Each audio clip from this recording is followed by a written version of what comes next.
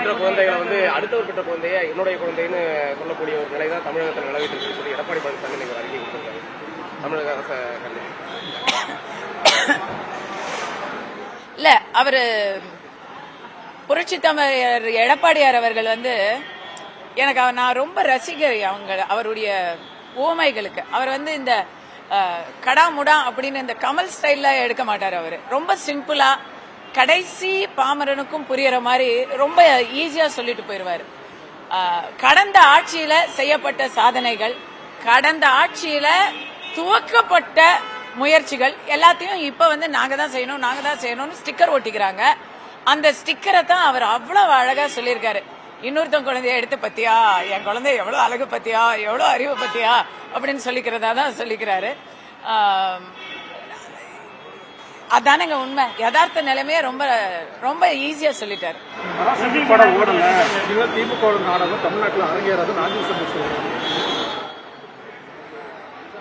தாவேக்காவை பொறுத்த வரைக்கும்ங்க அது என்னன்னு தெரியல, சினிமாவை மட்டுமே தான் நம்பியிருக்காங்கன்னு நினைக்கிறேன். நாஞ்சில் சம்பத் அவர்கள் ஒரு மிகப்பெரிய தமிழறிஞர்.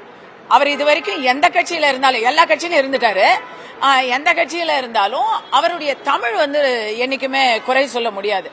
ஆனா இன்னைக்கு விஜய் அவர்கள் கட்சியில இருந்து திமுகவை பத்தி விமர்சிக்கிறதுக்கு பல விஷயங்கள் இருக்கு. நாட்டுல எல்லாரும் போராடிக்கிட்டு இருக்கிறாங்க. ஆசிரியர்கள், செவிலியர்கள், தொழிற்சங்க ஊழியர்கள், அரசாங்க ஊழியர்கள், தூய்மை பணியாளர்கள், விவசாயிகள், சாதாரண மக்கள், தாய்மார்கள் எல்லாரும் போராடிக்கிட்டு இருக்கிற நேரத்தில், அங்கன்வாடி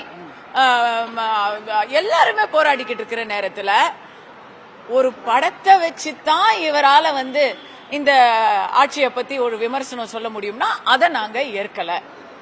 சினிமாவை வச்சுக்கிட்டே வந்து சினிமாவையும் அரசியலையும் இந்த அளவுக்கு குழப்ப கூடாது. ஓகே, சினிமா பார்க்கலாம், சினிமாவிலிருந்து சில கருத்துக்களை எடுத்துக்கலாம். நானும் சினிமா நடிகை தான்.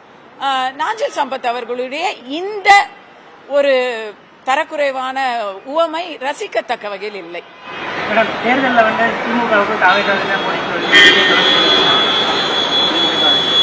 இல்ல பிரதர், நீங்க சொல்றீங்கல்ல விஜய் தொடர்ந்து சொல்லிக்கிட்டு இருக்கிறாருன்னு, அதையே நான் ஒரு பெரிய சாதனையா பாக்குறேன். ஏன்னா அவர் எதையுமே சொல்றதே இல்ல.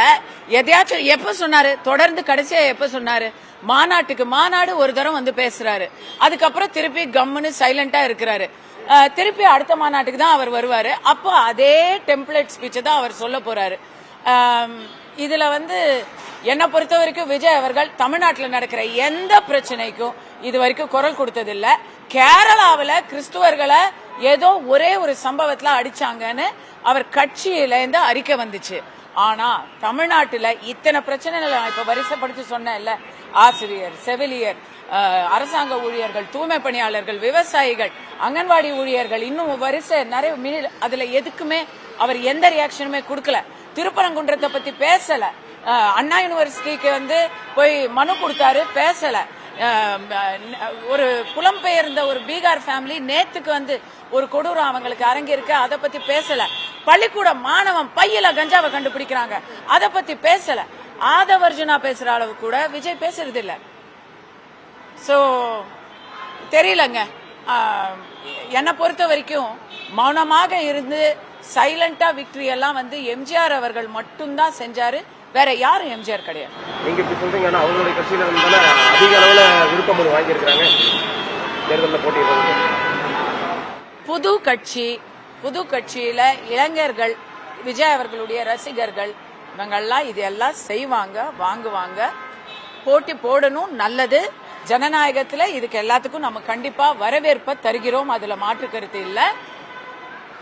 ஆனா விருப்ப மனு வாங்குறவங்க எல்லாரும் மனுவை தாக்கலும் பண்ண போறது இல்ல, தாக்கல் பண்றவங்க எல்லாரும் போட்டியும் போட போறது இல்ல, போட்டி போடுறவங்க எல்லாரும் ஜெயிக்கவும் போறது இல்ல. ஜனநாயகத்துல மக்கள் தீர்ப்பே மகேசன் தீர்ப்பு. மக்கள் வெளியே வந்து ஓட்டு போடுறது மட்டும்தாங்க கணக்கு, அதை நோக்கி மட்டும்தாங்க இலக்கா இருக்கணும். ஜனநாயகனுக்கான தீர்ப்பு வந்து மத்திய அரசு இருக்குன்னு சொல்றாங்க. ஜனநாயகன் படத்தை பத்தியா? ஜனநாயகன் படத்தை பொறுத்த வரைக்கும் நான் மறுபடியும் சொல்றேன், கங்கனா ரனௌத் வந்து ஒரு படம் எடுத்தாங்க, எமர்ஜென்சின்னு பேரு. அது வந்து முழுக்க எமர்ஜென்சில இந்திரா காந்தி அவர்கள் எடுத்த நடவடிக்கையை பத்தின ஒரு இது படம். அதுல வந்து பாஜகவுக்கு எந்த ஒரு எதிர்ப்பான கருத்தும் இருந்திருக்க வாய்ப்பில்லை. அவங்க சிட்டிங் எம்பி.